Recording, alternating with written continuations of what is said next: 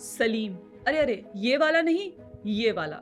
तो जी योगेंद्र यादव जी उर्फ सलीम यादव उर्फ योया इस गोइंग गागा किस बात पर? एसआईआर केस में जो सुप्रीम कोर्ट का आदेश आया है उस बात पर। कहते हैं केस में पक्षधार होने के बावजूद मैं वर्डिक्ट के लिए सुप्रीम कोर्ट नहीं गया। आज मैंने दिन भर बैठकर रील स्क्रॉल करी। क्यों? क्योंकि केस पहले से डिसाइडेड था। सलीम जी ऐसी तौहीन ना करें। न्यायतंत्र की, लोकतंत्र की, न्यायाधीशों की आपकी खुद की तौहीन करने में कोई हीन तो बची नहीं। तो अपने ताव लीजिए और वर्डिक्ट स्वीकार कीजिए। आप जैसे जैसे योगेंद्र यादव द्वारा लिखे गए इस पोस्ट को पढ़ते हैं वैसे वैसे हंसते भी हैं और इनका पैटर्न भी समझते हैं। योया कहते हैं कि केस तो अगस्त में ही सेटल था। 3 दिनों तक एसआईआर के खिलाफ दलीलें सुनने के बाद अदालत ने एसआईआर की संवैधानिकता की जांच करने से हटकर खुद को प्रभावी रूप से एक उपभोक्ता मंच में बदल दिया, जो संवैधानिक सिद्धांतों के बजाय शिकायत निवारण और मध्यस्थता पर केंद्रित है। केस तो देखिए तब डिसाइडेड था जब न्यायालय ने चुनाव आयोग को बिहार में कंप्लीट होने दिया। मुझे कोई डाउट नहीं था कि यह केस डिसाइडेड नहीं था। अगर किसी को कोई शंका बची थी तो वह तब खत्म हो गई जब कोर्ट ने डिसाइड किया एसआईआर को कोई ऑब्स्ट्रक्ट नहीं कर सकता। अगर किसी का नाम कट गया हो तो वह अगले चुनाव में वोट कर सकता है। यह फाइनल नेल था, फलाना फलाना। चल अरे गलत मीम लगा दिया। हम अभद्र भाषा का प्रयोग नहीं करते। मैं कहना चाह रही थी कि आप लोग रोना बंद कीजिए। बिल्कुल, आप पहले तो रोना बंद कीजिए। रुकिए, मैं आपके लिए जरा ये रुमाल जो है वो ब्लिंकेट करती हूँ, या अपने गमछे से आप काम चला लीजिएगा।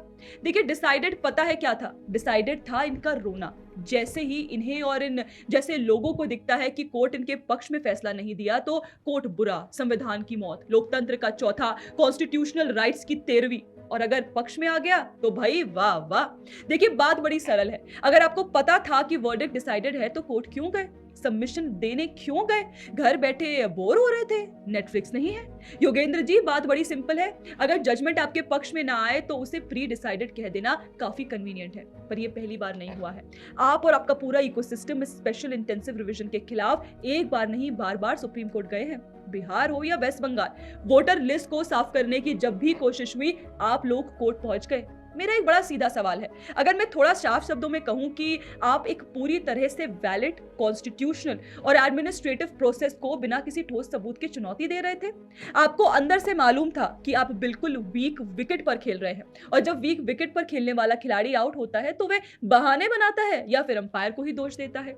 और वैसे भी जब लेफ्ट लिबरल इकोसिस्टम की मर्जी की कोई पिटीशन होती है तो यही न्यायालय उनके लिए आधी रात को भी दरवाजे खोलता है, चाहे वह कोई तबाही मचाने वाले टेररिस्ट की मर्सी प्ली हो या फिर कर्नाटक में सरकार बनाने का झगड़ा।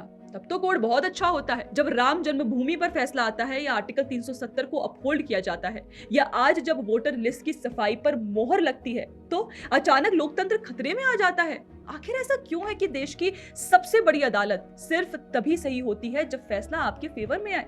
दूसरा पक्ष तो कभी ऐसी होशो हवास खोने वाली भाषा का इस्तेमाल नहीं करता। इंस्टीट्यूशन के प्रति रिस्पेक्ट कहां है आपकी? योगेंद्र जी कहते हैं कि सुप्रीम कोर्ट ने लीगल जिम्नास्टिक्स की है, पर हम आपको याद दिला दें कि देश का सर्वोच्च न्यायालय आपकी तरह हियर से यानी सुनी सुनाई बातों और सोशल मीडिया के नैरेटिव्स पर फैसले नहीं सुनाता। कोर्ट का काम है रीडिंग एंड संविधान की समझ से और सामने रखे गए ठोस एविडेंस पर बात करना।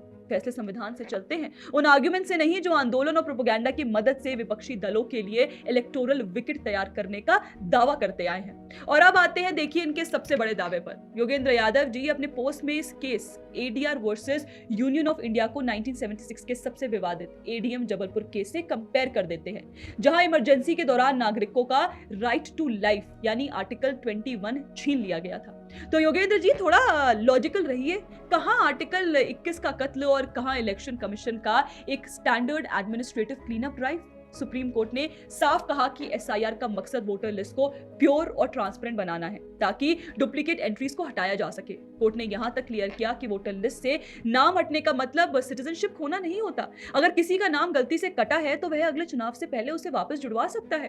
तो इसमें एडीएम जबलपुर कहां से आ गया? और यह सिर्फ देखिए एक ही चीज है, जनता को उकसाना। देखिए आप आम आदमी पार्टी से जुड़े थे, एक्टिविस्ट के रूप में उभरे थे, पर आपकी हकीकत सब जानते हैं, कोई क्रेडिबिलिटी है ही नहीं। आपकी क्रेडिबिलिटी दफन हो चुकी है, और जो कोई आपको शायद अब तक क्रेडिबल मान भी रहा होगा वह ये पोस्ट पढ़कर उसी क्रेडिबिलिटी पर मिट्टी डालकर चला जाएगा। कोर्ट ने किसी को डिसइनफ्रेंचाइज नहीं किया है, कोर्ट ने सिर्फ आपके उस टूल किट को एक्सपोज किया है जो हर इंस्टीट्यूशनल प्रोसेस को मुद्दा बनाकर पॉलिटिकल माइलेज निकालना चाहती है। अगली बार जब कोर्ट जाए तो थोड़ा संविधान और ठोस सबूत साथ लेकर जाए, अपनी जेएनयू वाली डफली नहीं।